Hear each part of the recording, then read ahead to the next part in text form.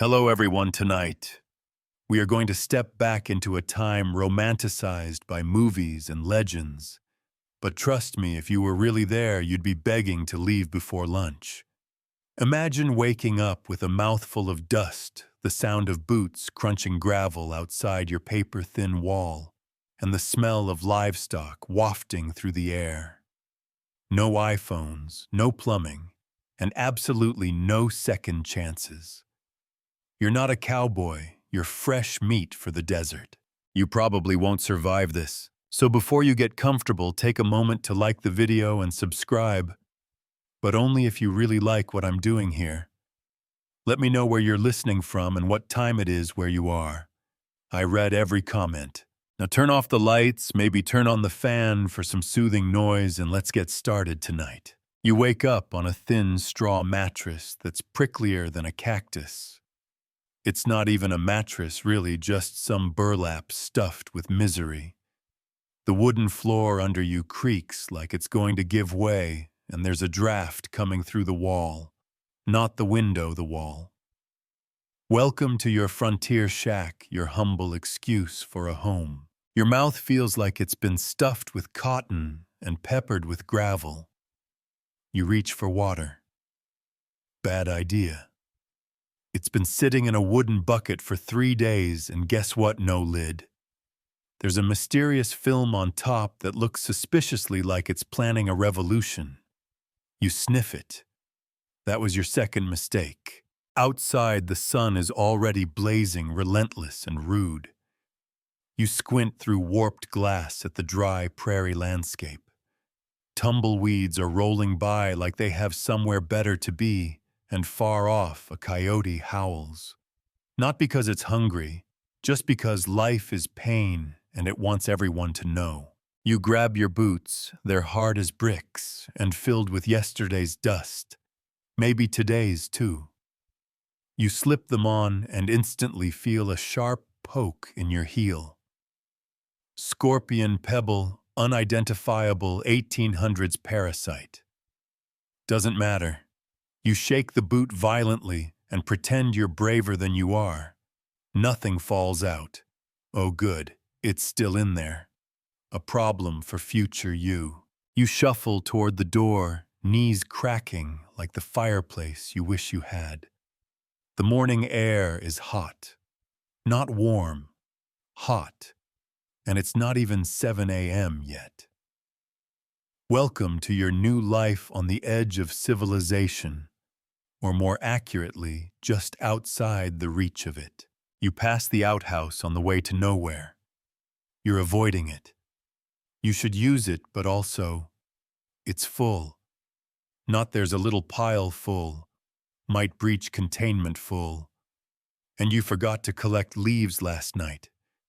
This is going to be a challenge of character. Your neighbor, Old Man Tucker, is already awake. You hear him spitting something thick onto the dirt. He's sitting on a stump chewing tobacco and glaring at the sun like it owes him money. He hasn't bathed since last spring. Not out of laziness, just opportunity. Water's too valuable for things like cleanliness. Speaking of water, you remember that there's a well about a mile away. You grab your bucket and head off. The walk is dusty. Everything is dusty. Even your thoughts are dusty. Along the way, you pass a snake sunning itself on a rock. You nod politely. It doesn't move. You take that as a threat. Halfway there, you realize something's following you. You turn. Nothing. You keep walking. Still nothing. But the rustling continues. It might be a raccoon, or a mountain lion, or your own fear trying to take physical form. You finally reach the well. It creaks ominously as you lower the bucket, and you can't help but imagine something pulling it down from below. When the water comes up, its murky smells like metal and has a couple of swimming things in it. You fish them out with a stick because you're civilized like that. You head back, sloshing water all over your trousers. which is fine because they were already stiff enough to walk themselves. When you get back, your shack is hotter than before. It smells like warm wood and something vaguely dead. You look under the floorboards just to be sure. Yep, that's your third rat this week. You make a mental note to name it something poetic before you bury it. You sit down on your porch, which is really just two boards nailed to hope. You finally take a sip of water, and just as it hits your lips, gunfire cracks through the air. Welcome to the Wild West. It's not noon yet, and your survival rate is dropping faster than the barometer before a dust storm. And historians still debate whether life was harsher on the prairie or in the mining camps, but either way, you probably shouldn't have left your mattress this morning. You thought things couldn't get worse after waking up in a house that doubles as a sauna and an insect hotel.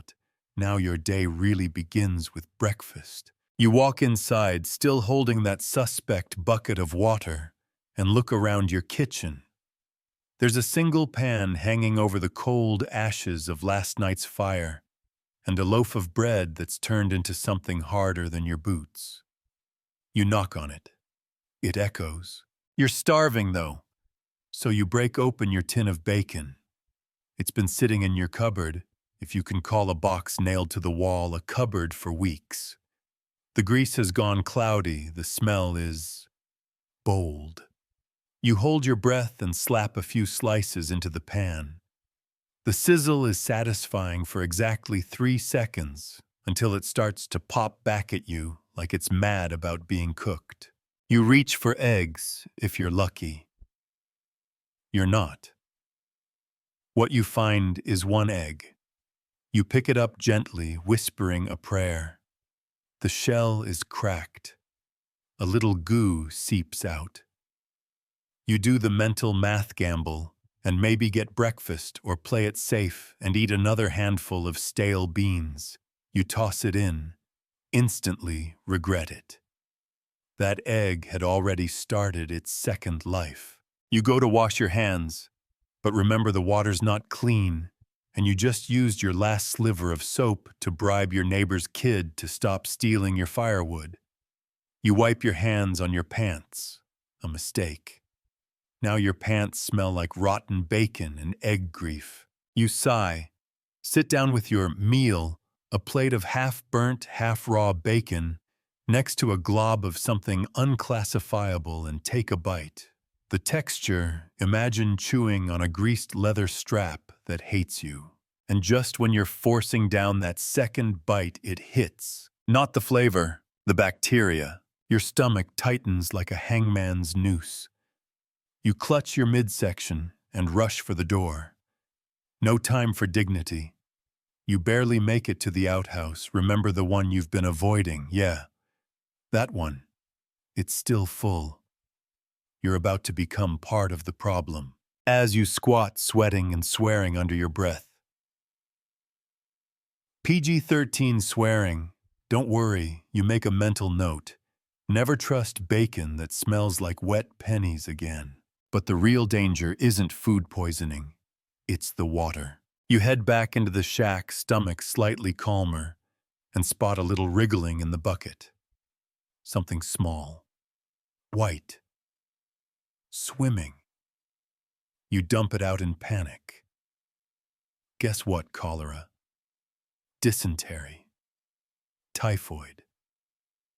In the Wild West, water isn't your friend. It's a test. And in case you think boiling solves everything, yes, if you had firewood, or matches, or time, which you don't. Because as you're contemplating your gastrointestinal mortality, gunfire cracks outside again. You duck. You don't know where it's coming from, and frankly, neither do they. Guns weren't precision instruments back then. You could be inside taking a nap and still catch a stray bullet meant for someone 3 doors down. Remember that guy, Old Man Tucker? The one chewing on rage and tobacco? He's probably involved. Again. Maybe someone stepped on his chicken. Maybe someone looked at him sideways. In the West, that's cause for a duel. And speaking of duels, you look out the warped glass and see two men posturing like they're in a spaghetti western. But there's no spaghetti. There's just heat dust and deadly pride. They step apart. Hands hover over holsters. You hold your breath. Bang! One of them drops like a sack of flour. The other one, he doesn't even flinch. Just spits, turns, and heads for the saloon. You're thinking about moving. But where the next town is 50 miles away. You don't have a horse. You don't even have working intestines at this point. You sit back down on your porch. The plate of sadness bacon is still sitting there. A fly lands on it. You consider letting the fly finish it. No one should suffer alone. And here's the kicker. Historians still debate whether more people died from violence or disease in the Wild West. The romantic image of shootouts and cowboys hides the more sinister truth that something as innocent as breakfast could kill you quicker than a six-shooter. You glance down at your hands. They're dirty. Your nails are black from firewood and desperation. And your stomach, well, it's making sounds that could attract predators. But it's still morning, still early, and this is only the beginning. So there you are, sitting on your porch, clutching your questionable stomach, when the sharp crack of another gunshot splits the air. This one's closer. Not like down the street close, like someone's shooting in the alley behind your shack close. You freeze. Not out of bravery, but because moving might make your gut give up on you again. You lean forward and peek around the edge of the doorframe. Two men are yelling. One's waving a pistol that looks older than the town itself. The other's unarmed but louder, which is often more dangerous.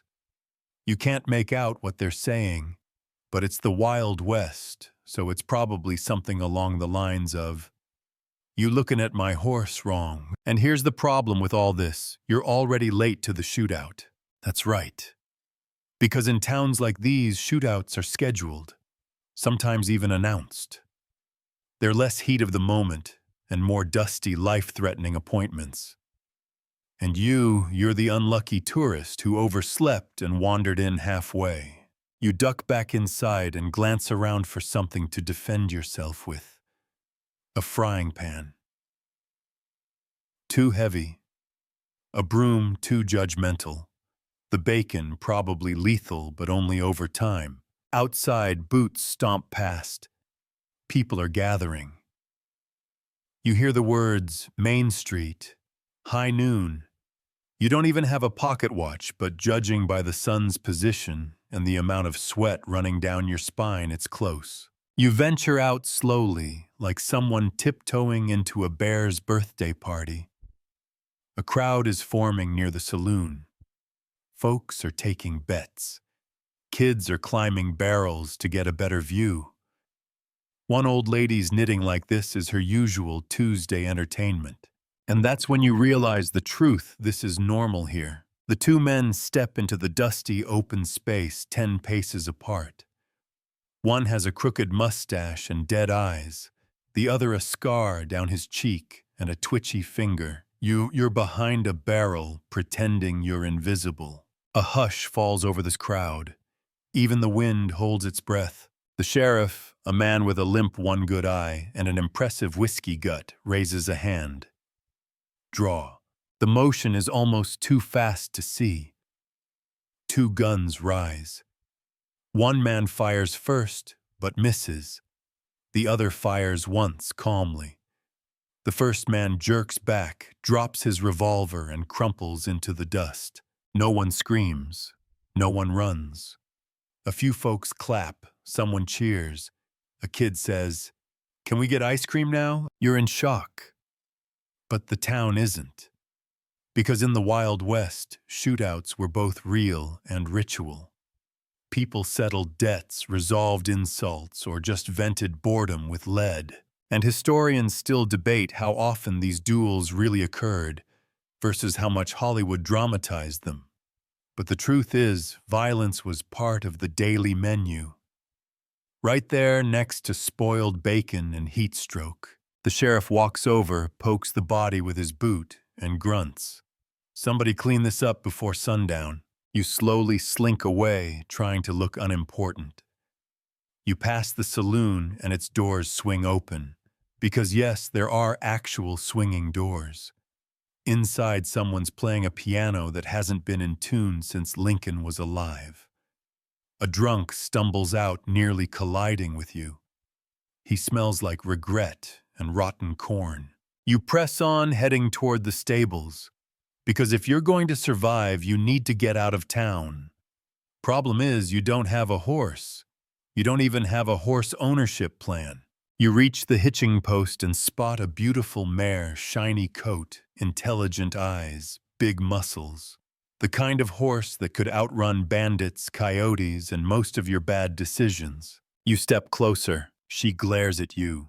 A warning. You ignore it. You try to pet her. She bites. You pull your hand back, bloodless but insulted. This horse is not your friend. She's not anybody's friend. She's a Wild West horse raised on spite and thunder. You turn to a nearby stable boy who's maybe 12, but already looks like he's buried a few secrets. How much to rent a horse, you ask? He looks you up and down.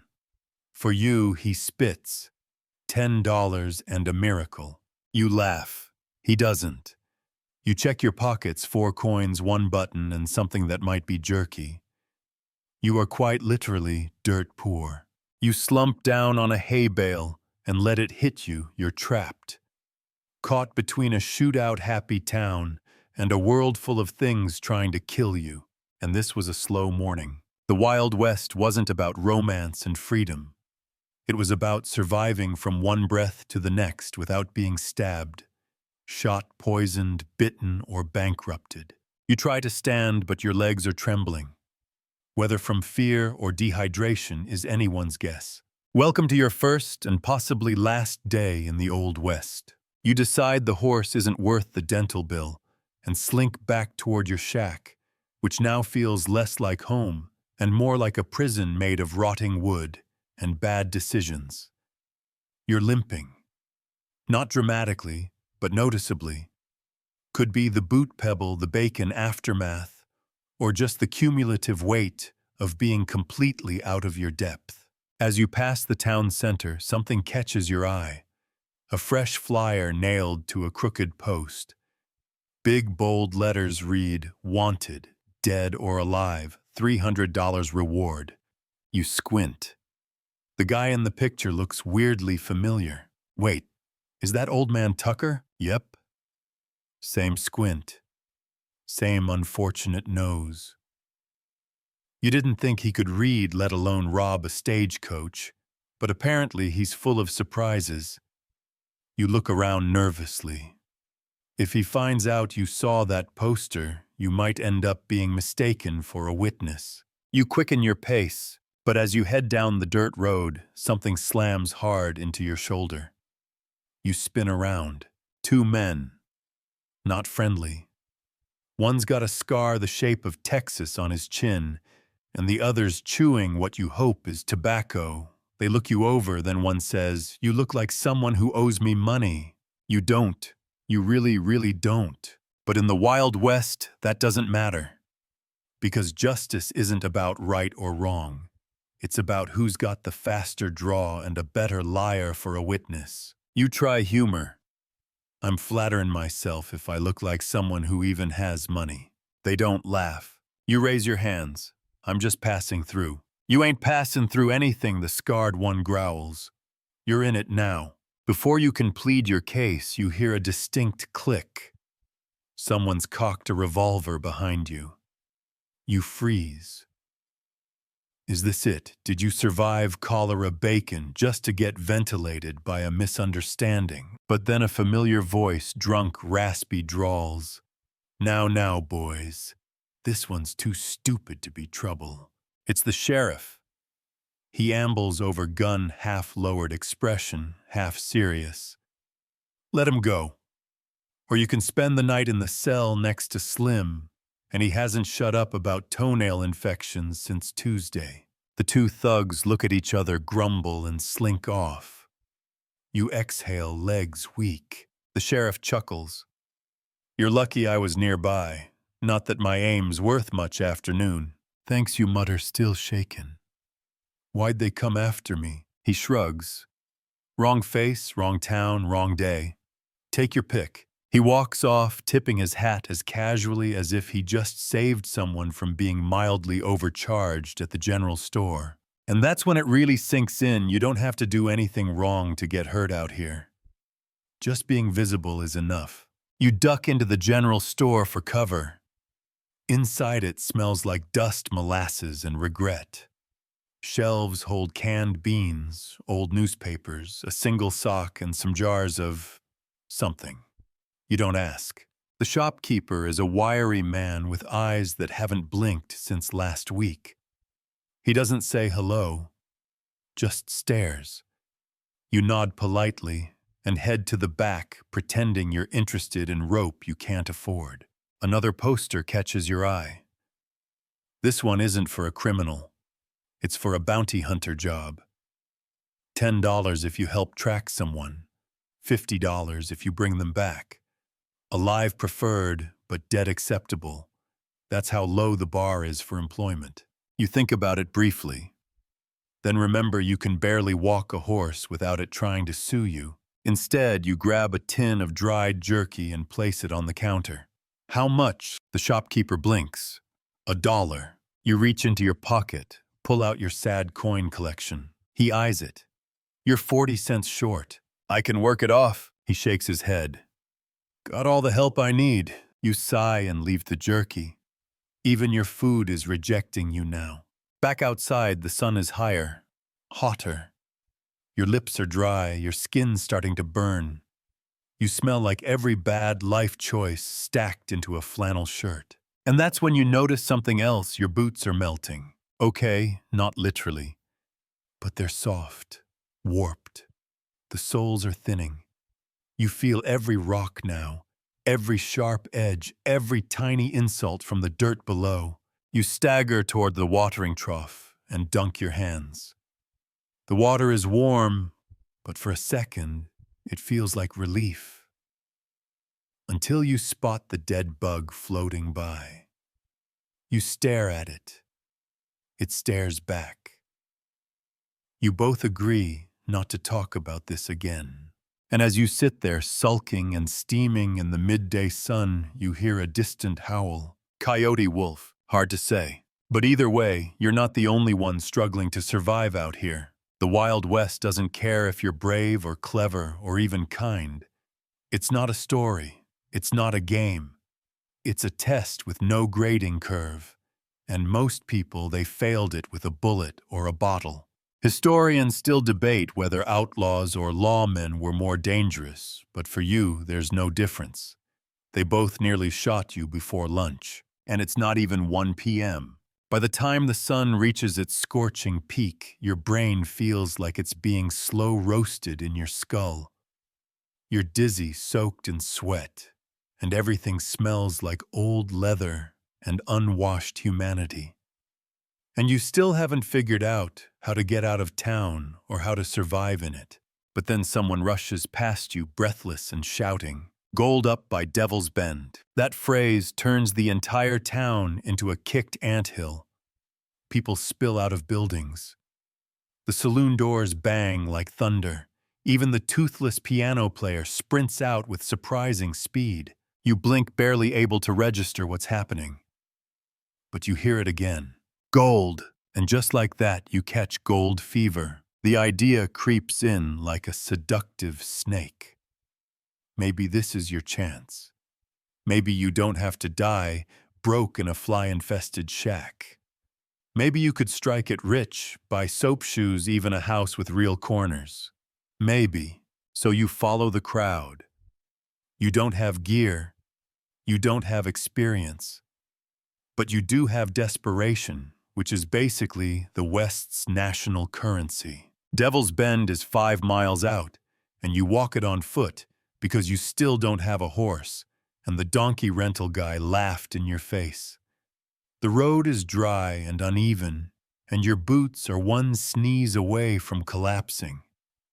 By the time you arrive, your socks are soaked in sweat and something else you don't want to identify. The bend itself is a rocky outcrop where a thin creek cuts through red earth. There are already dozens of people hunched over pans, digging with spoons, arguing about claims. You recognize one guy from the general store now screaming at a man for standing 3 inches into his claim zone. You grab a flat rock and scoop mud from the creek. You've seen this in movies, right? Twirl it around, shake the pan, wait for the gold flakes to settle. But all you get is mud. And what might be a tooth. You try again and again. After half an hour, your back feels like it's been hit with a sack of anvils, your hands are raw, and the only thing in your pan is your dignity dissolving. But suddenly someone to your left shouts, "I found some." There it is, something shiny, small, but definitely gold. Instantly, 4 other people abandon their own spots and run over. The discoverer stands pan held high like a trophy. Then someone elbows him in the ribs. Then someone else throws a punch. Then it's a full-on brawl. You back away slowly, but not before a flying pickaxe misses you by about 2 bad decisions. The law isn't out here. Neither is order. This is the gold rush, and it's less about mining and more about mayhem. You find a quieter patch of creek and try again, but now the sun's baking your neck, and flies are trying to become your new best friends. You swat one and it comes back with friends. Finally, you give up. You've got dirt under your nails, sweat in your eyes, and a burning realization this was a terrible idea. As you slump onto a dry patch of grass, someone next to you lights a pipe and says, "First time." You nod. "Thought so," he says, blowing smoke. "You gotta be mean or mad to make money out here." You ask if he's had any luck. "Found a nugget once," he says, "size of a chicken's eye." He grins.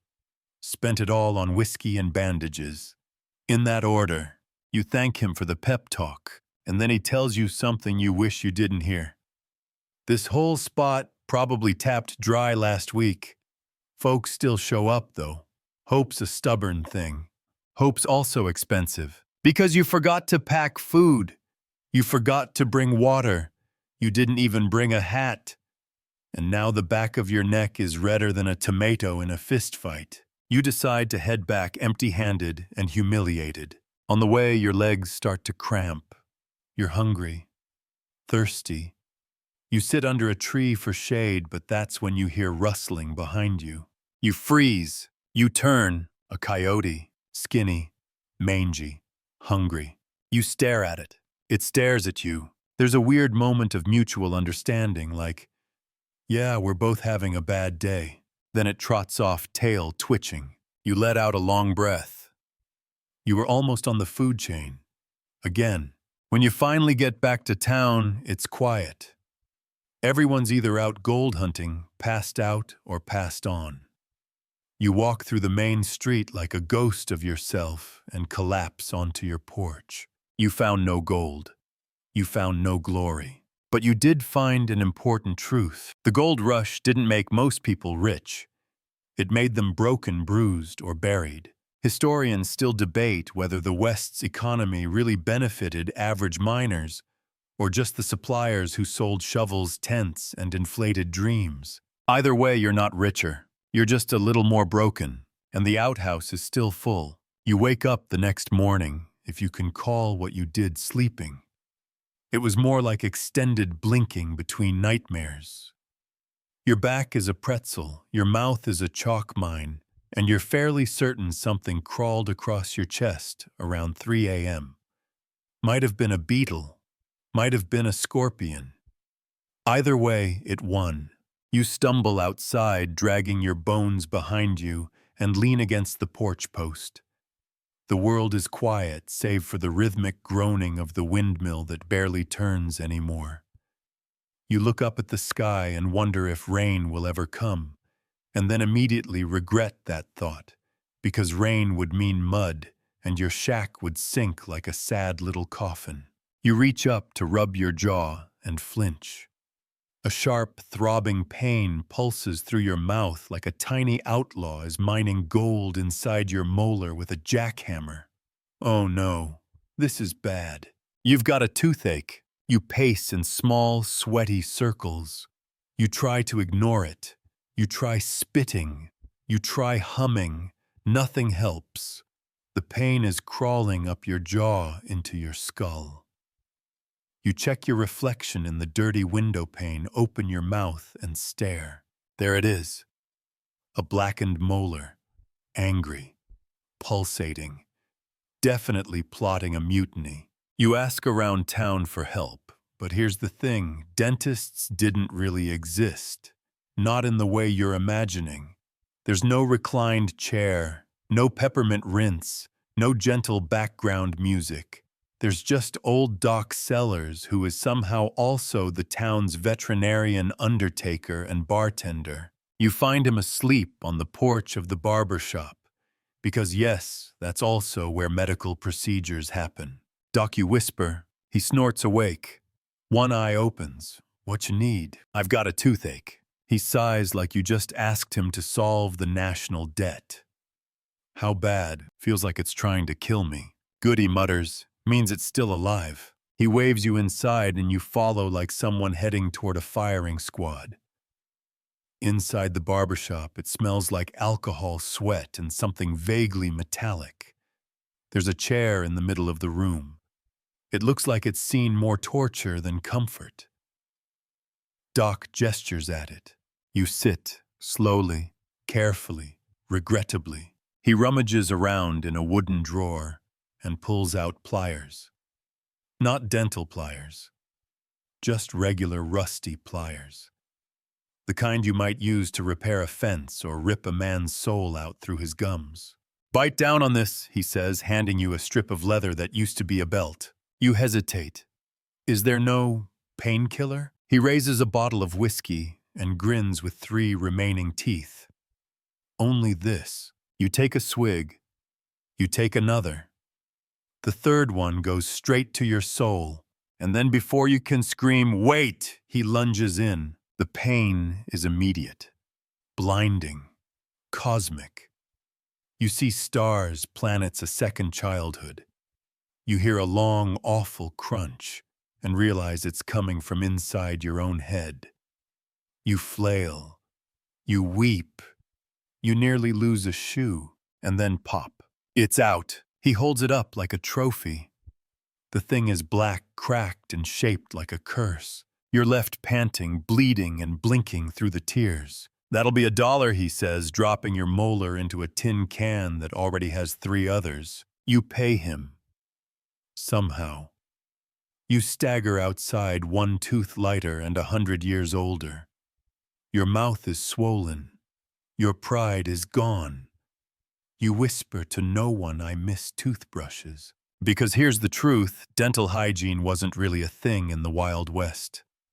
People used frayed sticks, crushed chalk, or chewed herbs to clean their teeth. Toothpaste rare. Dentists rarer. Survival after dental surgery. Not guaranteed. You pass the saloon and catch a glimpse of yourself in the cracked mirror over the bar. You look like you fought a bear and lost. To make it worse, you try to smile and realize that your cheek is still partially numb, or maybe forever paralyzed. It's hard to tell. A cowboy next to you nods at your swollen face. "Doc Sellers get you," you nod. He whistles. "He's gotten 3 of mine. You get to keep yours. He kept mine for dice." You don't ask what that means. You stagger home. The sun is blazing again. Your shack looks smaller than ever. Inside, you collapse onto your cot and breathe through the pain. And that's when a thought hits you like a horseshoe to the ribs. This is normal here. Toothaches, extra teeth, missing teeth. Pain wasn't the exception, it was the daily routine. Historians still debate how many people died from untreated infections in the West, but the consensus is that even a bad molar could become a death sentence. No antibiotics, no sterile tools, just hope whiskey and a pair of pliers passed down through multiple careers. And you've just survived your first Wild West medical procedure, which means you're tougher than you thought, but also, maybe dumber. You spend the next day flat on your back, one cheek swollen like a loaf of bread left in the sun. Your head throbs in rhythm with your heartbeat, and the left side of your face feels like it's been stung by a particularly judgmental bee. But you're alive. Sort of. And in the Wild West, that counts as a victory. You're barely out of bed when you hear music, sort of. It's a slurred, broken version of Camptown Races, played on a piano that's missing at least 3 keys and has a dead mouse wedged somewhere around middle C. The saloon's awake. You drag yourself outside. Sunlight stabs you in the eyes. It's not just hot, it's hostile. The air is thick with dust and regret. You consider heading back in, but your stomach makes a long, angry noise that sounds like a wounded mountain lion. It's been 2 days since you had a full meal, or any real food that didn't taste like disappointment. So you head to the saloon, one hand on your aching jaw, the other on your very empty wallet. Inside, it's everything you'd expect, and more wooden floors slick with spills, walls that haven't been cleaned since Lincoln was president, and a smell that's somewhere between tobacco, old gravy, and horse sweat. The bartender looks at you like you're the warm-up act for a plague. You drinkin' or dyin'. You croak, just hungry. He nods toward a bubbling pot at the back. Stew's hot, probably. You ask how much. He squints. Depends. You want meat in it. You nod. Then it's 50 cents. You check your pockets. A dime and a small rock. You try charm. How about I clean up around here instead? He snorts. We let the pigs in twice a week for that. You look around. He's not joking. You're about to give up when someone taps your shoulder. First time here asks a man in a long coat with a beard so patchy, it looks like he glued it on in the dark. You nod. He smiles. Tell you what, I'll buy you that stew. On one condition. Your stomach answers before you can. What's the catch? You help me sell something. You hesitate. What is it? A miracle tonic. He grins wider. Exactly. You follow him to this corner of the saloon where he's already setting up shop. He's got a crate of bottles, each filled with a strange amber liquid. The label reads, Dr. Farnaby's Elixir, guaranteed to cure what ails ya. He hands you a bottle. You just stand there and look impressed. You're halfway through fake enthusiastic nodding when he begins his speech, loud and theatrical. Ladies and gents, what if I told you there was a cure for colds, fevers, heartbreak, and snake bites, and it came in a single bottle? Some people laugh, some lean in, others roll their eyes. One man actually does have a snake bite and looks like he's weighing his odds. You do your best impression of awe, raising your eyebrows, gasping at the right times. At one point, Farnaby drinks his own tonic and pretends to feel 20 years younger. He challenges someone to arm wrestle and promptly loses, but he plays it off as restoring humility. By the end of the hour, he's sold 6 bottles at $1 apiece. True to his word, he buys you stew. Its watery tastes faintly of boot leather and sadness, but there are chunks, honest-to-goodness chunks of meat. You don't ask what kind. You just eat. Fast. As you mop up the last drops with stale bread, Farnaby leans in and winks. You ever want a job? I could use a good hype man. You smile through your sore cheek. I'll think about it, because you've learned something important today. The Wild West wasn't just about outlaws and gold. It was about grift, about selling hope in a bottle and convincing folks it tasted like a second chance. Historians still debate how many doctors in the West were actually trained, and how many were just clever talkers with a wagon and a bottle of flavored ethanol. But the truth remains, the snake oil salesman was as real as the snakes. You step out of the saloon full, at least for now, and with a better appreciation for survival by storytelling. As you turn the corner, you pass a man vomiting violently behind a barrel. He's clutching an empty tonic bottle. You sigh, another satisfied customer. You wake up the next morning with a stomach full of regrets and what might have been raccoon stew. There's a new layer of grime on your clothes, and your boots now squeak in protest with every step. But you're starting to get the hang of something critical to surviving the Wild West, lowering your standards. Still, there's one thing that nags at your soul more than hunger toothaches or goldless creeks. You stink, not metaphorically. You reek. A pungent blend of sweat dust stew residue, bad whiskey fumes, and the general musk of unwashed humanity. You haven't bathed in well, actually. You've never bathed in this town. You're not even sure if bathing is legal here. But today is the day. You ask around for a bathhouse and get two responses. One, laughter. Two, try behind the saloon past the goats. You follow the advice and discover a building with a faded sign that might have once said baths or death. Hard to tell. Inside it smells like wet ash and optimism. The attendant is a teenage boy chewing on something suspicious and clearly over it. He grunts and points toward a wooden tub that looks like it's seen more people die than relax. How much? He shrugs. 20 cents, soap's extra. You fish into your pocket and hand over your last silver. He tosses you a bar of soap that feels like a brick and smells faintly of beef tallow. Better than nothing. You approach the tub, eye it cautiously. The water inside is lukewarm, not clean but not horrifying. You ask if it's fresh. He shrugs again, used once but by a small guy. Great! You peel off your layers, each one releasing a new scent, and step in. It's not relaxing. It's warfare. The water bites at your skin, and every ripple reveals another mystery floater. You bathe fast. You scrub like your life depends on it. And maybe it does. You lather with the soap brick, which disintegrates like old chalk. Then it starts. The itching. At first it's just a tingle, then a scratch.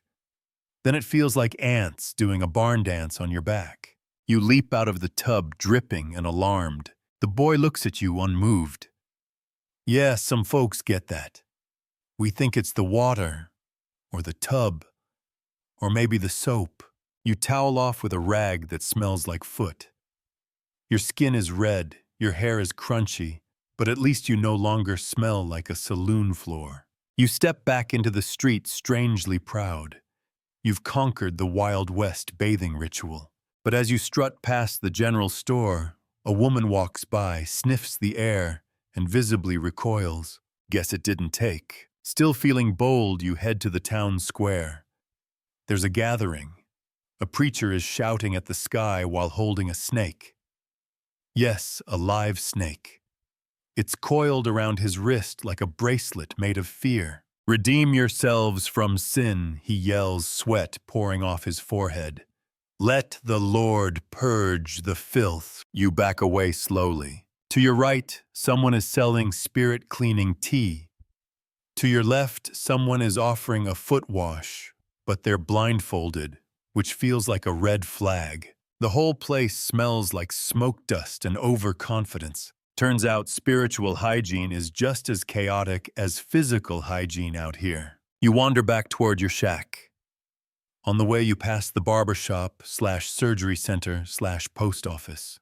Someone's screaming inside, which seems to be standard operating procedure. Outside the door, a sign reads, "Special today haircut, shave, and lice removal, 40 cents. You shudder. Because you're probably going to need that too. You scratch your scalp unconsciously. Oh no, Is it lice or just psychological? Either way, the Wild West is inside your head now. You keep walking. You try not to touch anything. You try not to think about how clean you thought you were just 15 minutes ago. You pass a kid with a wooden sword yelling, "I'm a sheriff," and chasing chickens. You pass a man sleeping under a wagon using a saddle as a pillow and a raccoon as a blanket. The normalcy of it all is somehow the most disturbing part. You sit on your porch and sigh. You bathed. You still stink. You might have lice, and the outhouse still hasn't been emptied. Historians still debate just how often people bathed in the Wild West. Some claim once a week. Others say once a month. The consensus is rarely. And when they did, it was less about luxury and more about preventing your neighbors from setting you on fire. You rest your head against the post and close your eyes because the sun's still high. The flies are still buzzing, and survival isn't about being clean. It's about being just dirty enough to go unnoticed. You sleep in short, feverish shifts that night. Not because you're in pain, though the lingering tooth hole does flare up, but because something keeps biting you. You slap at your legs, your arms, your neck, and then the worst realization hits. You have company. You light a stub of a candle and examine the bed. Fleas, maybe lice, maybe bedbugs, the triple threat of discomfort, shame, and medieval pestilence. You leap up, scratching furiously. Your skin feels like it's been invaded. You strip the sheets, if you can call them that, and discover not just bugs, but what might be a small nest. You sleep outside after that, on the porch, with the bugs, just different ones. The next morning, while brushing a beetle off your shirt, you decide to try something radical, cleaning yourself properly. You march to the water trough, dunk your head, and scrub with a saddle rag. Then you take your boots off and beat them against a fence post until the dust cloud makes 2 chickens faint. And just as you're catching your breath, the town's bell rings. Not the church bell, not the school bell, the alarm bell. You look around. People are hustling out of buildings. Not panicking, preparing. Someone grabs a rifle. Another ties a bandana around their face. A woman hands off her baby and pulls out a revolver like it's part of her apron. You jog to a man stacking crates in front of the general store. "What's happening?" "Bandits," he says calmly. "Probably the Montrose boys again." You blink. "Bandits." "Yep," he grunts. "Come around every so often. Rob, shoot, yell.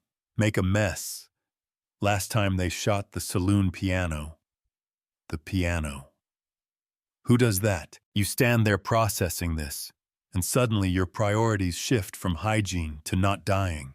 People are boarding up windows, digging into pockets for ammo, whispering prayers they probably haven't used in years. You don't own a weapon, not even a knife. The closest thing you have is a rusted spoon and a bad attitude. You consider hiding. You also consider running, but you do neither. You crouch behind a barrel, clutching your spoon, and wait. Then you hear them hooves in the distance, loud and fast. Dust billows up at the edge of town. The riders appear silhouettes against the rising sun. 4 of them. Long coats, wide hats, guns visible, faces covered. They gallop into town, firing shots into the air. The townspeople don't scream. They've done this before. This is just Tuesday. One bandit rides up to the bank and shouts, "Open the door, nobody has to die today." Inside the bank, you see the manager, an older man who once told you stew was a food group, lift a shotgun and vanish behind the counter. A gunfight erupts almost immediately. It's chaotic. Dust bullets shouting. You duck lower behind your barrel.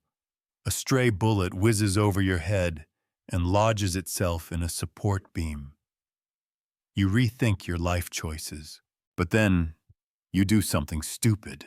You peek, and you see one of the bandits fall, shot in the leg.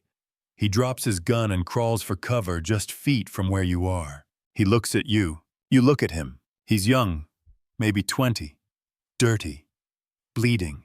"Help me," he rasps. You freeze. The spoon in your hand might as well be a wet noodle. Do you help? Do you run? Do you pretend you're part of the barrel? In the end, you grab his arm and drag him to cover.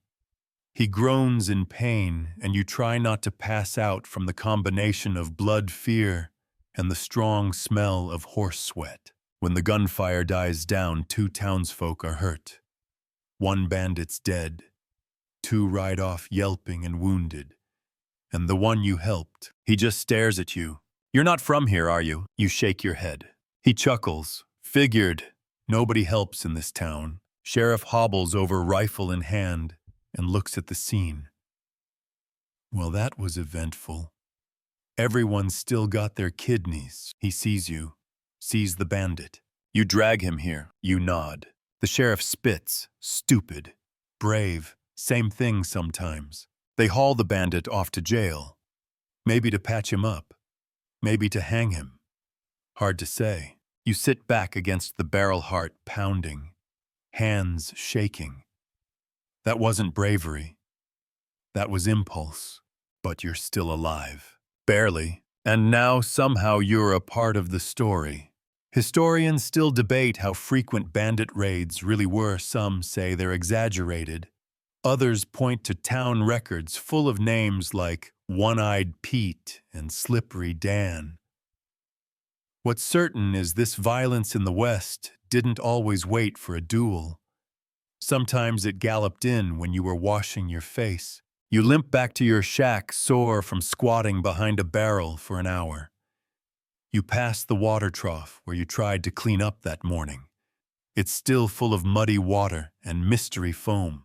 You sigh. You're dirty again, but at least this time you earned it. The morning after the bandit raid, the town is quiet in that eerie post-chaos kind of way.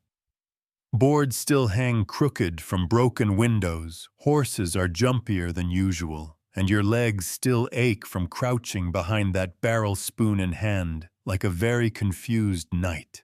But the real surprise, people are nodding at you. Old Man Tucker squints and tips his hat. The bartender grunts something that sounds suspiciously like "good job." Even the sheriff gives you a half smile, which coming from him is basically a standing ovation. You've gone from confused out-of-towner to idiot with a spine, and out here that earns you something better than respect. It earns you involuntary work. Because by noon, someone knocks on your door and says, "We could use a handout on the claim." You don't even know what that means, but you say yes. Because the idea of sitting alone in your shack scratching flea bites while your soup cools off the windowsill isn't thrilling anymore. They take you out to the edge of town where dry dirt meets endless sky. You pass the usual tumbleweeds, cow skulls, a snake sunbathing like it owns the zip code. But then beyond a low ridge you see it. A cattle drive. Dozens, maybe hundreds of longhorns being herded by sunburned, sleep-deprived men on horseback. The animals move like a single clumsy machine, snorting, stomping, and pooping in unison. Your job, keep 'em moving, the ranch hand tells you. Don't get kicked. Don't get lost. Don't die. Reassuring. You're handed a stick. That's it. No hat, no gloves, no horse. Just a stick and some very vague instructions about staying downwind of the angrier ones. You step behind the herd, nerves on fire, and begin to walk. It's hot. Your boots sink into soft manure every third step. You try not to breathe too deeply. One of the cows gives you side-eye like it's planning something. An hour in your arms are sore, your face is red, and your stick is less herding tool and more walking crutch. The cows don't listen. They don't care. They do what they want, and what they want is to wander off constantly. You chase one through a patch of thorns, another across a shallow creek, and nearly trip over a third who's decided to sit down for a break. Eventually, one of the cowboys rides over and laughs. You herd cows like a librarian reads poetry. You try to laugh back but cough instead. Dust is now 40% of your lung capacity. At lunch, you sit on a rock and eat dried meat that tastes like old rope and regret. The cowboy next to you offers you a swig of canteen water. It's warm, slightly yellow. You drink it anyway. Then it's back to the drive. The heat intensifies. Flies descend. One cow farts directly at you, an oddly personal betrayal. And yet, you find a rhythm. Left, tap, step, right, wave, yell, duck. You sweat through your shirt. Your hatless head starts to burn. You almost forget the tooth hole in your mouth. You almost forget the bandits, the saloon, the lice, the bugs. It's just you, the cows, and the land. That afternoon, lightning flickers on the horizon. Someone yells, "Stampede if it rains." You don't want to know what that means. You pick up the pace, waving your stick like it's a saber in a cow-themed opera. The herd moves faster. The cowboys bark orders. And somewhere between the last gulch and the old windmill, you do something remarkable. You don't die. At the end of the day, your hands are blistered. Your skin feels like a drumhead. But they hand you a coin, a silver dollar. Real money. Earned. Not begged. Not tricked. You hold it like it's a medal of honor. And maybe it is, because the Wild West wasn't just about shootouts and sheriffs. It was about work. Long, painful, back-breaking, soul-sapping work that never stopped. Historians still debate whether cattle drives were the backbone of frontier life, or just a messy chapter of animal abuse and human exhaustion. But one thing's for sure: if you didn't work, you didn't eat. You walk back to town as the sun sets, too tired to even notice the cow pie on your boots. You limp to your shack, collapse into your bed, and smile at the ceiling. Today you earned something. Tomorrow you'll probably lose it. But for now, you feel like you belong. You sleep like a corpse that got lucky. No nightmares. No insect symphonies. No distant bar fights echoing off the wooden walls. Just blackness. When you wake up, the pain is still there. Your arms feel like you boxed a wagon. Your legs like they walked to Mexico, but weirdly your mind is clear. You stretch, groan, and decide to take the morning slow. Maybe treat yourself to something nice, like a glass of lukewarm water without mosquitoes in it. But then you hear a sound that instantly tightens your gut. A howl, not human. Not coyote either. It's something in between. You rush outside. The town's still waking up, but a few folks are already peeking from windows, shotguns in hand.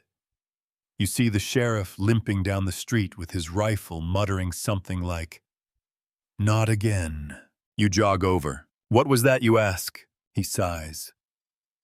"Wolves. Maybe a stray mountain cat. Maybe both. Whatever it is, it got into Tucker's goats. Of course it did. Old man Tucker is out by his pen, waving his cane in the air, cursing in 3 languages, one of which might be invented. You follow the others down the hill where 3 goats are missing. One is very ex-goat, and the fence has claw marks that are way too high up to belong to anything cuddly. The sheriff eyes the tracks. "That ain't just wolves," Tucker spits. "Ain't just goats either. Those were champion goats." Someone suggests setting traps. Someone else suggests lighting fires. A third just yells, "Kill everything," before being gently escorted away. You volunteer to help on the patrol, not because you're brave, because, well, you don't really have a choice. In the Wild West, if something eats your neighbor today, it might eat you tomorrow, or sooner. You join a small posse, 4 men, 3 rifles, 1 very nervous donkey. You head into the scrubland, past the edge of town into where the ground cracks and the trees lean like they've seen things. The air smells dry, heavy. You walk for hours following the tracks. You don't talk much. It's not fear exactly. It's more like the silence before a piano drops. Then you find it, a cave. Dark, low, cold air breathing out of it like a warning. One of the men lights a torch. Another cocks his rifle. You have a stick again. This seems to be a pattern. You go in last. Inside the cave twists like a snake. You hear skittering. You hear breathing. You hear your own heartbeat saying, "This was a terrible idea." Then glowing eyes blink in the darkness. The man in front fires. The flash lights up the cave like lightning, revealing a low, powerful shape, fur fangs muscle. The thing roars. Two more shapes appear. Everyone yells. You swing your stick like it's Excalibur. Someone drops the torch. It goes out. You don't remember everything after that. Just flashes, gunshots, growls, shouting pain in your shin, something wet hitting your face. When you crawl out of the cave, the sun blinds you. One of the wolves is dead. One man is limping. Everyone is bleeding. You're missing your stick, your courage, and a little bit of your dignity. But you're alive, barely. And as you hobble back into town, filthy and wide-eyed, you hear someone say, "Looks like they scared him off for now." You don't know if that's true. You don't feel like you scared anything. But the point is, you faced the wild, because the West wasn't just dusty streets and saloons. It was real wilderness, predators, plagues, creatures that didn't care if you were a cowboy or a clerk. If you were weak, you were meat. Historians still debate the frequency of predator attacks during westward expansion. Some argue settlers exaggerated to excuse their environmental destruction. Others say underreporting was more common, because when someone vanished, there wasn't always anyone left to record it. Either way, you'll never forget the cave. The eyes, the smell. You sit on your porch that night, legs throbbing, eyes scanning the tree line. Every crack in the dark sounds like claws. Every rustle makes your heart skip. And yet, there's a weird comfort in it. You're still here, and in the Wild West, that's everything. By now, you've got the basics down. Don't trust bacon. Never assume water is safe. And if you hear a howl, run first and ask questions later. But there's one thing you haven't figured out. The law. Not what's legal. That's too modern. Too civilized. In the Wild West, law is more of a mood, and today that mood is tense. You're just sipping your morning disappointment from a tin cup when you hear shouting near the jailhouse. You shuffle over, cautious, sore, and already bracing for a new kind of problem. Turns out someone stole a mule. Not a horse, not gold, a mule. And you'd think the town would shrug it off like everything else, but no. Apparently, this particular mule named Daisy is the sheriff's favorite. He calls her reliable, sensible, and better company than most people. So now the whole town is on alert. You follow the crowd to the jailhouse, where the sheriff is red in the face and swinging a shotgun like a conductor's baton. I want that animal back before nightfall, or I start shooting at everyone.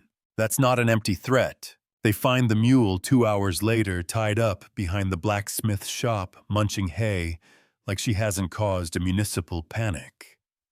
No one knows who took her. No one confesses. But the sheriff blames someone anyway. A drifter.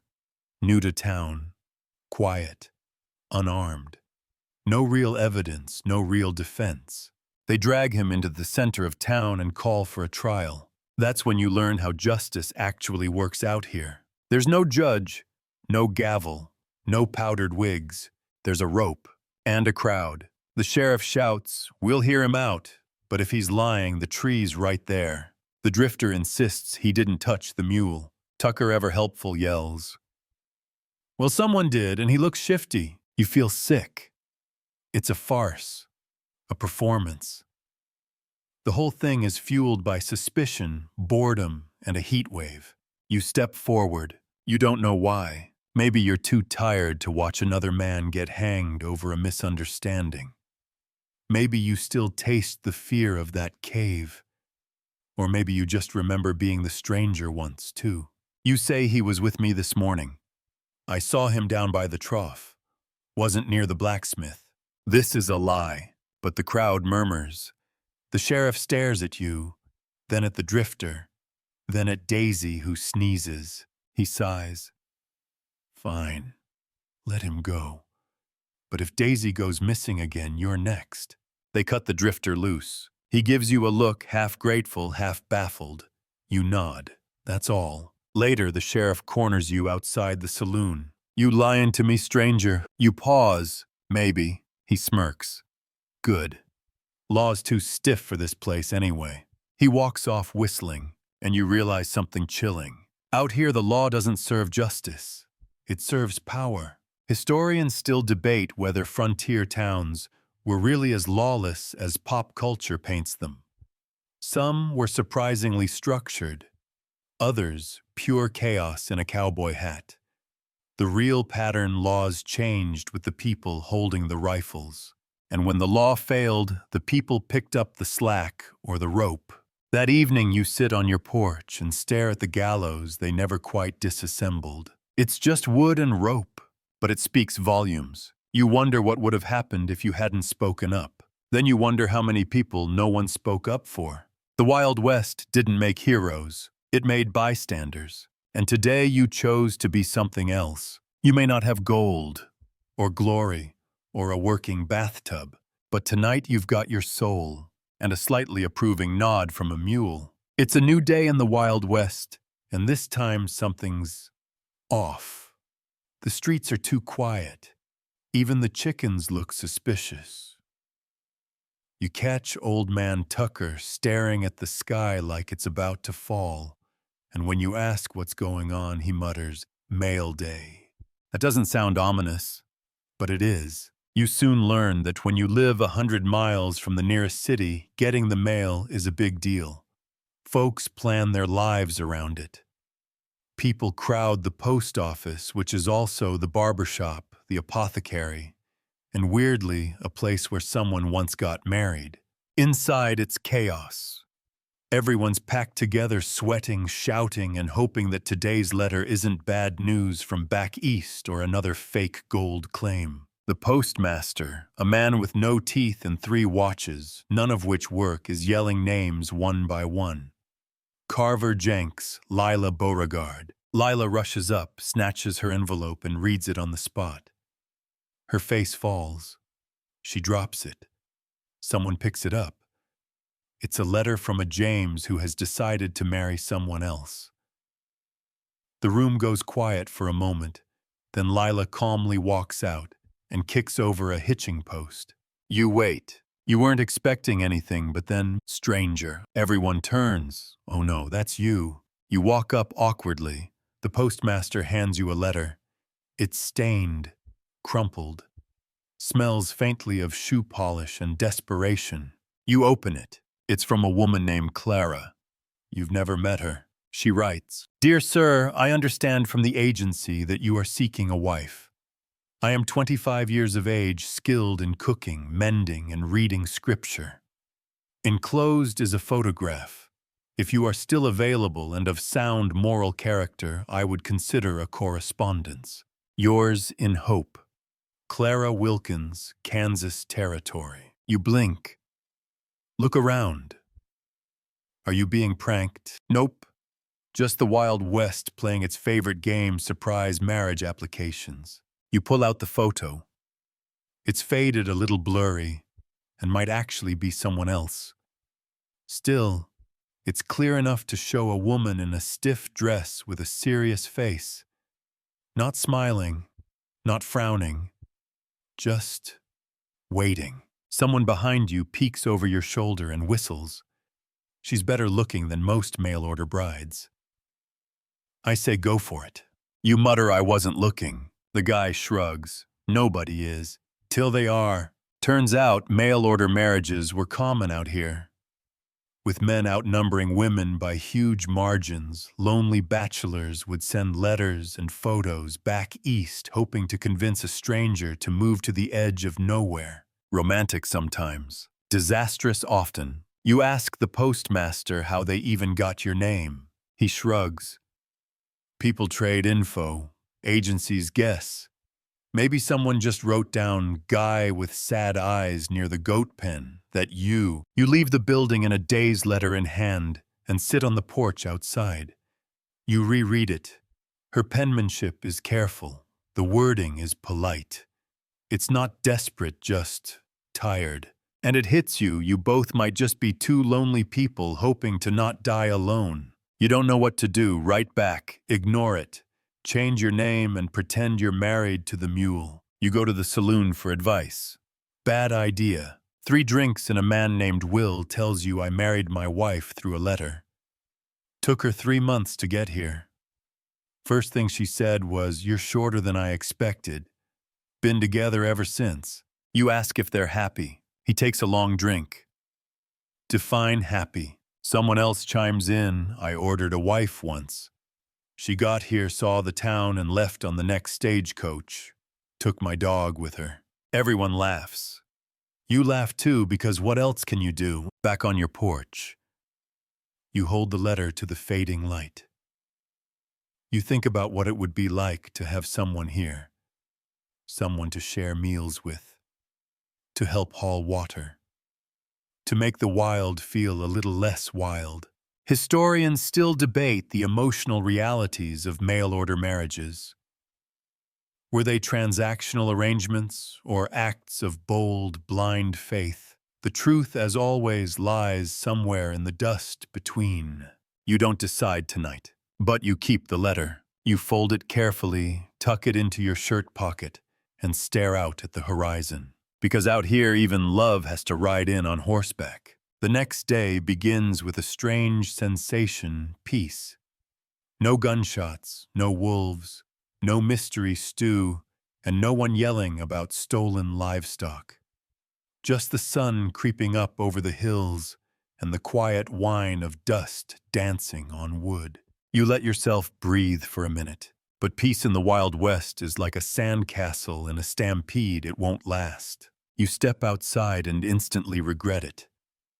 The air has shifted. It's colder. Damp. You can smell rain in the distance. A local boy runs by yelling, "Snow's comin'," like it's the apocalypse. You ask the sheriff if that's true. He spits into the wind and says, "Yep. You best prepare. Winter don't knock out here, it kicks the door off the hinges."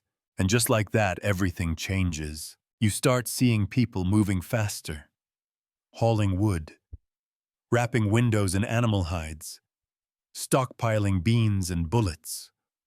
One woman is skinning a rabbit with the intensity of a surgeon. You look around your shack. There's a draft, the size of a canyon, coming through the back wall. Your blanket is thinner than a politician's promise. And your entire food supply is 2 moldy potatoes and a questionable jar of pickles. You are not prepared. You visit the general store, but it's picked clean. Everyone else beat you to it. You manage to barter for half a sack of oats and something labeled dried soup mix that smells like sadness and bark. Outside, the wind kicks up. The sky turns the color of pewter, and your bones start to ache. Winter in the Wild West isn't just cold. It's mean. You learn fast. There's no insulation. The firewood burns too quick. Your breath fogs the inside of your shack like a ghost trying to escape. You wear every piece of clothing you own and still shiver like a leaf in a thunderstorm. The nights are the worst. You lay awake under a pile of blankets, coats, and regrets, listening to the wind howling like it's trying to rip the roof off. You swear you hear voices in the storm whispers, maybe, or just your mind slowly freezing. One night, you wake up to find your water bucket frozen solid. Indoors. You chip off some ice to melt in a pan, trying not to cry into it because tears would freeze to your face. You go days without seeing anyone. The saloon closes. The church doors are shuttered. People hunker down in silence, hoping the cold takes someone else first. One man reportedly froze to death standing up. They found him with a bottle in one hand and a chicken under his arm. You start to lose track of time. Days blur into each other.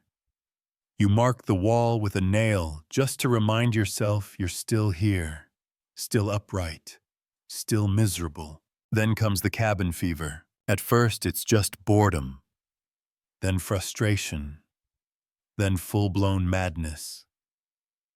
You talk to your boots, argue with your reflection. One day you try to bake something using oats and melted snow. Whatever it was, it cracked your spoon and possibly the laws of physics.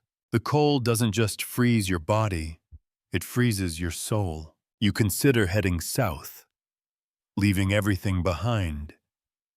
But where would you go and how you can't afford a horse or a stagecoach ticket? And walking through a blizzard sounds like the kind of death they name sandwiches after. So you stay. And eventually, somehow you survive. One morning you wake up and your breath no longer fogs the room. You hear birds again. You step outside and for the first time in weeks, the ground is dry. The sun is out. Your toes are numb, but they're there. You made it. Barely. You pass by the sheriff who's chewing a piece of leather. "Cold enough for you?" he asks with a smirk. You just stare, because there are no words. Historians still debate how early Western settlers endured the brutal winters, especially without proper housing or medical care. Some say community saved them. Others say sheer stubbornness. But you now understand the real answer. They didn't all survive, and the ones who did, they were never quite the same. You walk past a mirror and catch your reflection. You're thinner, paler. Your eyes look older. But behind the frostbite and the beard stubble, there's something new. You've been tested, and somehow you didn't break. You nod at the sky, not out of thanks, out of defiance. Because in the Wild West, sometimes the only victory is staying alive long enough to complain about it. By now, you've outlasted food poisoning near death by a tooth extraction, with hardware store tools, and a winter that tried to make you part of the landscape. But there's one part of the Wild West you haven't fully faced yet. People, not just the townsfolk, everyone else. You see, the West wasn't some empty backdrop waiting for cowboys to paint it with dreams. It was already home to entire civilizations, native tribes, each with their own complex histories, beliefs, alliances, and heartbreaks. And one morning you wake to find strangers in town. They aren't outlaws, not settlers, not gold-hungry dreamers. They're Comanche, 3 of them, mounted, quiet. Eyes like polished stone. They ride slowly through the main street, heads high, posture proud. They aren't armed, not visibly, but they carry something heavier than weapons. Presence. The town quiets. People peek through curtains. Old Man Tucker mutters something under his breath that doesn't sound respectful. The sheriff stands on the porch, arms crossed, not moving, watching. You don't know what's happening, but you feel it. Tension. You ask a local rancher, why are they here? He shrugs. Maybe checking traps. Maybe trading. Maybe reminding us they still own the dirt under our boots. He says it without malice. Just fact. The Comanche dismount in front of the trading post.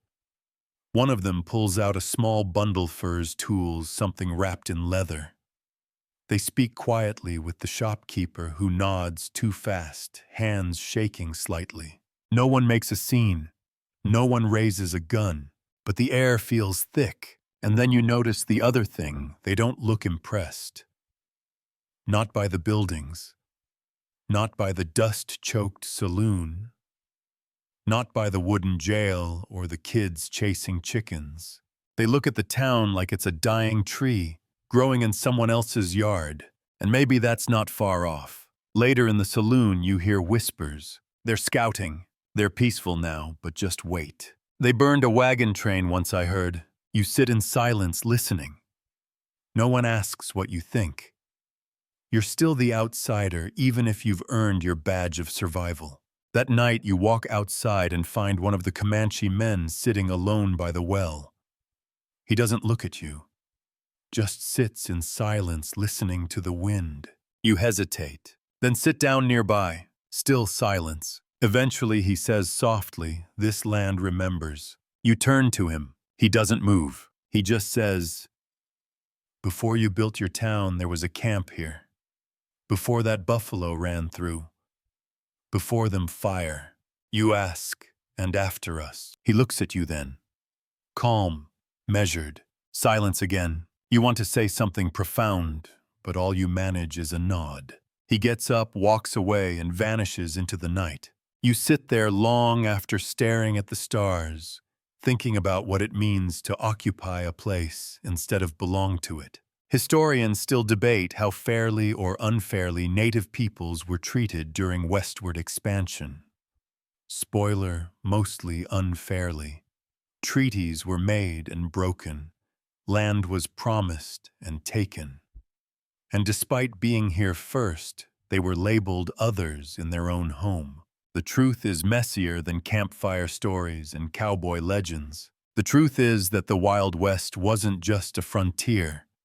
It was a collision of peoples, of cultures, of ideas of ownership. And you're just one more boot print on a land that's seen too many. You return to your shack uneasy, not because of fear, but because for the first time since you arrived, you understand the real weight of where you are.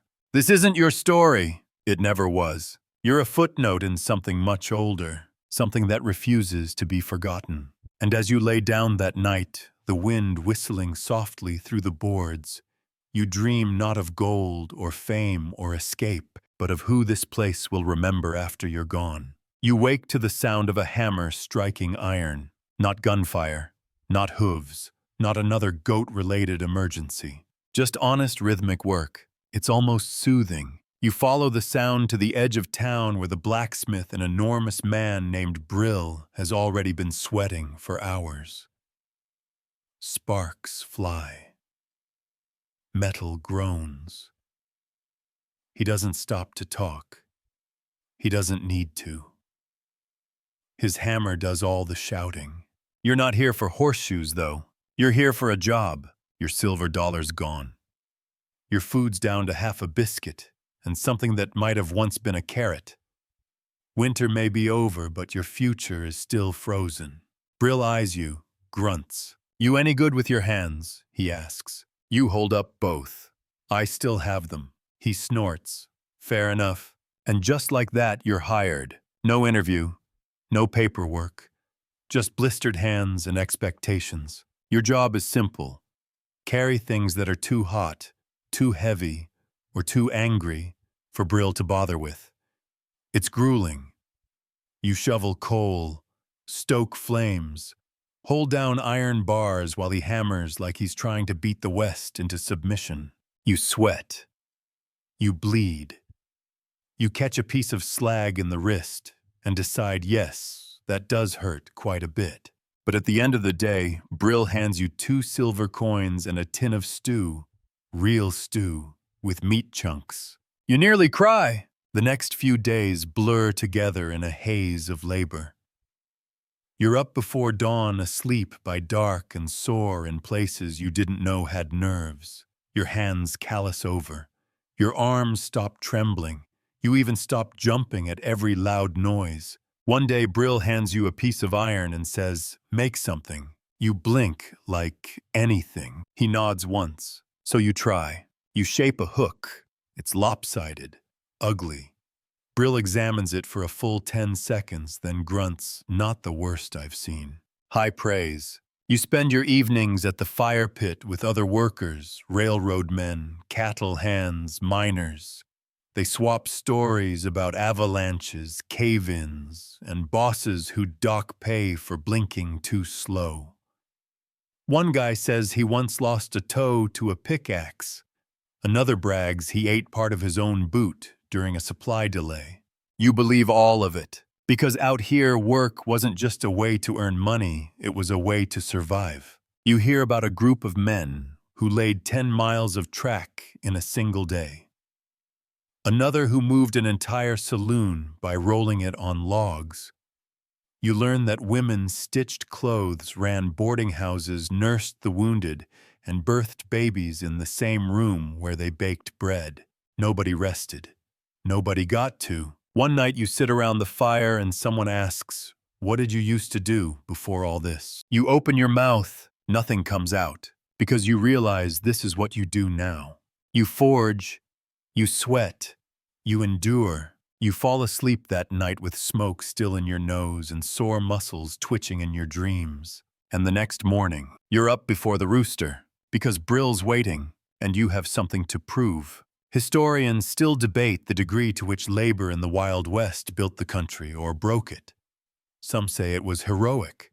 Others call it exploitative, but no one denies its impact. The railroads, the mines, the homesteads, none of it appeared magically. It was carved, pounded, and bent into place by people who couldn't afford to stop. You stare into the forge and watch sparks leap into the dark, like shooting stars no one has time to wish on. You wonder if one day someone will write songs about people like you. And then Brill tosses you a pair of tongs and says, "Quit daydreaming, because the iron is ready, and so are you." You're standing in the middle of town when the fever hits. It comes out of nowhere like a bullet from behind. One minute you're helping Brill move an anvil, the next, your legs feel like noodles, and your vision blurs, like someone smeared grease across your eyeballs. You stagger, sit, sweat. Your stomach clenches. Your skin burns and freezes somehow all at once. You're sick, proper sick, and in the Wild West, that's more terrifying than a shootout. They carry you back to your shack, 2 ranch hands, and the shopkeeper's teenage son, who pokes you with a stick the entire way. You collapse onto your cot, moaning as the town collectively shrugs. Out here, illness is just part of the deal. You lay there, sweating through your shirt teeth, chattering, unable to tell whether it's day or night. Your muscles ache in new creative ways. You hallucinate Brill offering you soup and a snake giving you life advice. Both are surprisingly comforting. Eventually, a familiar voice creaks into the room. "Looks like you caught the town special. It's Doc Sellers. He smells like whiskey and mustard." His beard is shorter but somehow dirtier. He doesn't ask permission. He just lifts your arm, squints at your tongue, and grunts. "Yup, you're dying." You blink. He adds, "Probably not all the way, but just enough to wish you would." He rummages through a sack, pulls out a jar of something gray, and unscrews the lid. The smell punches you in the face. It's like mold turpentine and disappointment. He pours some into a spoon and holds it out. "Take this." You do. You regret it immediately. Your vision swims, your mouth burns, and something deep inside you whispers, "We've made a mistake." Doc nods, satisfied. That'll either kill the fever or make you throw up hard enough to scare it out. Then he pulls out leeches. You muster a weak protest. He shushes you. "Don't worry, they're the clean ones." They're not. You drift in and out of sleep for the next 2 days. Doc comes and goes. Sometimes it's him. Sometimes it's the preacher. Sometimes it's the mule poking her head through the window. At one point, Tucker stops by and mutters, "Knew he didn't have the Constitution," before spitting into a jar and shuffling out. "Thanks, Tucker. The worst part isn't the pain. It's the helplessness. You can't move. You can't eat. You're completely at the mercy of the elements, the town, and a man whose medical degree probably came with a bottle of gin. And for the first time since you got here, you realize how fragile this whole thing is. No hospital, no ambulance, no guarantee, just hope. And soup, if you're lucky. By the 3rd day, you wake to find your fever broken. Your skin isn't on fire. Your vision is clearer. The mule is gone. You're alive, barely. Doc returns one last time, checks your pulse, and nods. "Told you the leeches would work." You ask, voice dry, "Was it really the leeches?" He winks. "Could have been the mustard poultice, or divine intervention, or your own stubbornness. Doesn't matter. You're back. He leaves you with a bottle of something dark and bitter. Take a sip every hour, or every 4, I forget which. Then he's gone. You sit up, slowly. Every movement feels like rebellion. Your shack smells like sickness, but outside you hear birds, wind, life. You made it. Historians still debate the effectiveness of frontier medicine. Some argue the home remedies saved lives. Others say most people survived in spite of treatment, not because of it. But what's certain is that getting sick out here was a gamble. No sterile rooms, no antibiotics. Just folk cures grit and the occasional leech named Larry. You lie back down exhausted but victorious. You survived another test. And in the Wild West, that's the only thing that matters. You're not even a week out from your deathbed fever dream when you hear the church bell ringing. But it's not Sunday, and it's not cheerful. You step out into the street, still weak, still aching, and spot a crowd forming near the town square. You limp closer each step, reminding you that recovery is more of a suggestion than a destination. At the center of the crowd stands a preacher, tall, wiry, and wide-eyed. His collar's crooked, and his Bible looks like it's seen more bar brawls than sermons. He's pacing on a wooden crate, sweat glistening on his forehead, and his voice pure thunder. "The Lord is calling this town to repent," he bellows, waving one hand toward the sky, the other at the crowd. You look around. Some folks nod solemnly. Others cross their arms. A few quietly slip away. But you stay mostly because you're curious and a little because you don't have the energy to argue with the preacher, wielding holy fury and wild eyes. He lifts a sack from the crate, reaches in, and pulls out. A snake, live, slithering, angry. You take a full step back. So does everyone else. "We are a wicked people," he declares. "And only through trials of faith can we be purified. Like Moses in the desert, we must be tested." You've heard a lot of bad ideas in this town. This might be the worst one yet. He hands the snake to a teenager who holds it like it's on fire. The kid's eyes go wide. He doesn't drop it. He doesn't scream. People murmur. Another man steps up, holding out his hands. Another snake. Another test. You glance around. No one seems to be stopping this. Not the sheriff, not the bartender, not even Doc Sellers, who's standing in the shade muttering, "Well, this'll be fun." You whisper to a woman beside you. "Is this normal?" She shrugs. "Only when we've gone a few months without a flood or plague." "Ah, makes perfect sense." Then the preacher calls out something worse than fire, worse than gunfire, worse than a lunch of boiled rat stew. "Let the strangers be tested first." You freeze. You are undeniably a stranger. Everyone turns toward you. The preacher lifts a third snake. This one's bigger, greener, possibly meaner. "Come forward and show your faith," he shouts. You consider your options. Option 1, run. Option 2, scream. Option 3, faint dramatically and hope to be carried away. Instead, you just stand there shaking your head slowly. "Nope," you say. Voice calm, clear. The preacher glares. "Do you deny the Lord?" "I don't even trust the stew here," you reply.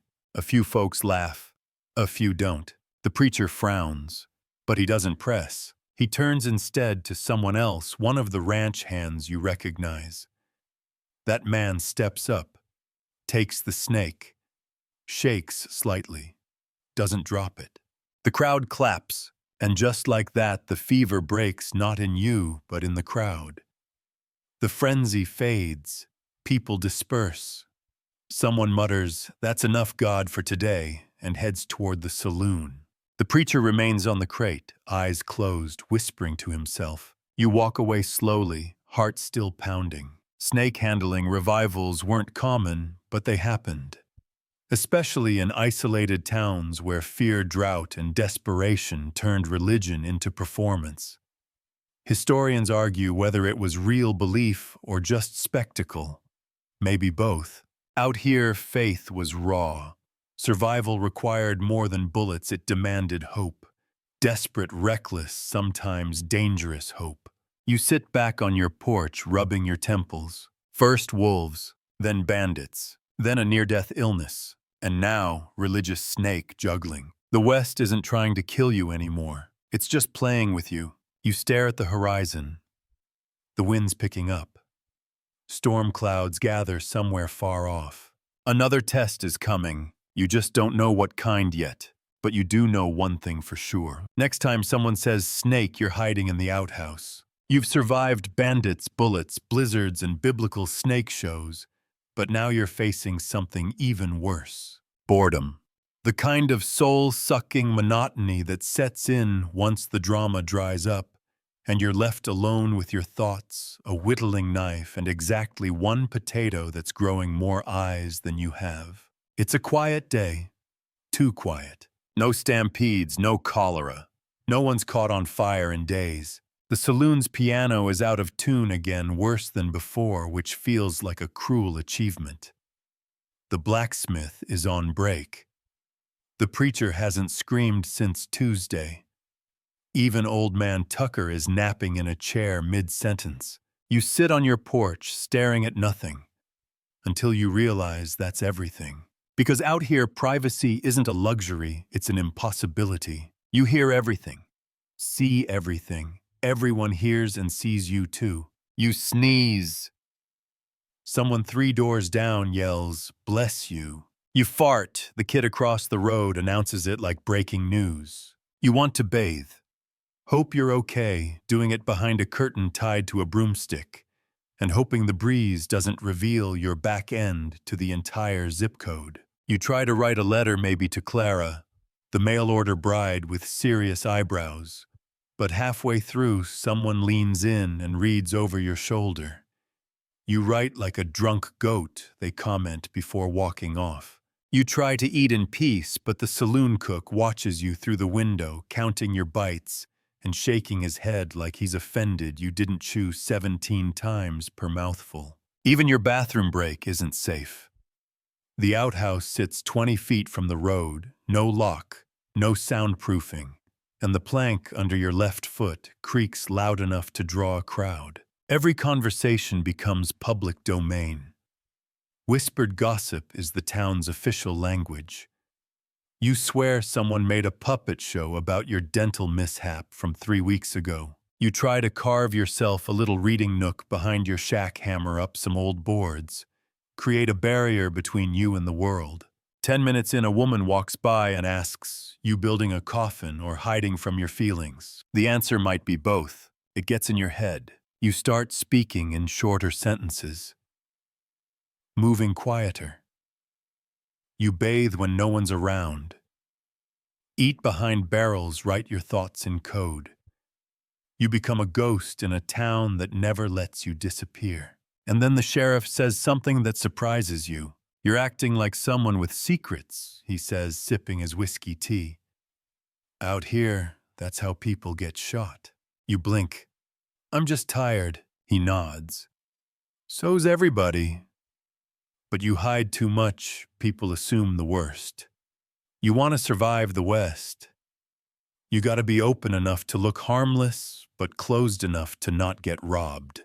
He tips his hat and walks off. That night you lay in bed and think about it. Back where you came from, wherever that was, privacy was a right. A door, a lock, a screen. But here privacy is earned, or sacrificed. Because when a blizzard traps the whole town, you all share blankets. When the river floods, you all build the dam. When the bandits come, you don't hide in your house. You stand with a pitchfork next to your neighbor. And maybe, just maybe, that's the cost of making it out here. No walls, no masks, no escape. Historians still argue whether frontier life created stronger communities or just lonely people crammed into small towns pretending to get along. But in your experience, it's both. You miss solitude.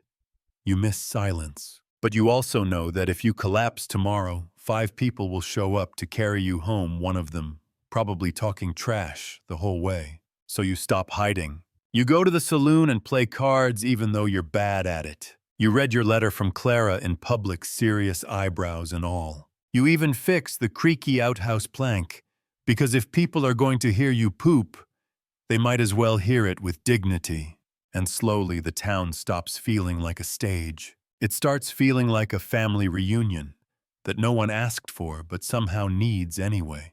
Because in the Wild West, you can die alone, or you can live loudly, messily, and occasionally too close for comfort with the rest of the weirdos just trying to make it same as you. You didn't come here to become someone. You came here to survive, and somehow you did. You've been beaten, burned, bitten, bruised, and buried in dust so many times you forgot what clean air smells like. But you're still standing. Or at the moment sitting on your front porch sipping a tin cup of coffee that tastes mostly like iron and ash. Across the street, the saloon's doors swing lazily in the breeze. The preacher is hammering up a crooked sign that reads, "Baptisms every Thursday, snakes optional." Doc Sellers is trying to fix a wagon wheel with something that might be a table leg. Old Man Tucker is yelling at a goat that may or may not be his. In other words, it's a normal morning, and it hits you you've lasted longer than you ever thought you would. When you first arrived, you were soft, clueless. You nearly died from a bad egg, got bit by your own boots, and mistook a whiskey barrel for a bath. Now you've got scars, stories, and a kind of unearned wisdom that only comes from getting knocked flat and choosing to stand up anyway. A letter sits in your pocket. From Clara. She's coming. Not maybe. Not thinking about it. Just, train arrives in 3 weeks. I'll be the one with the blue bonnet and a look of mild skepticism. You read that line about 5 times the first night. You're not sure if it's excitement or fear that churns in your stomach. Maybe both. Maybe that's okay. You've made peace with the town, the dust, the people, the way everything tries to kill you twice before breakfast. But you haven't made peace with what's next. What happens when surviving stops being the only goal? You take a walk through the town, down the same path you took when you first arrived, dazed and dehydrated. The shopkeeper waves. The blacksmith nods. Even the sheriff grunts a syllable that might be hello. You pass by the old graveyard where rough wooden markers stand in slanted silence.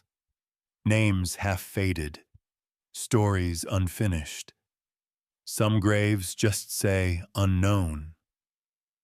You stop, tip your hat, because you get it now. The West didn't promise anyone a future. It barely guaranteed you a day. You walk back to your shack and sit again.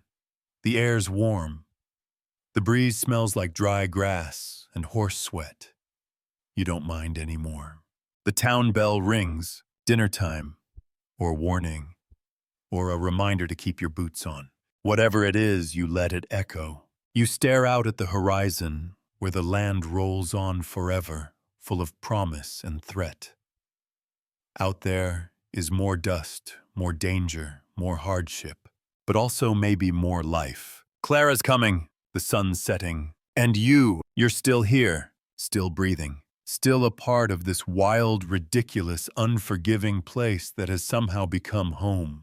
So you take one last sip of your coffee, stand slowly, stretch. Then you whisper to no one in particular, still not dead. Because that in the Wild West is the greatest victory of all.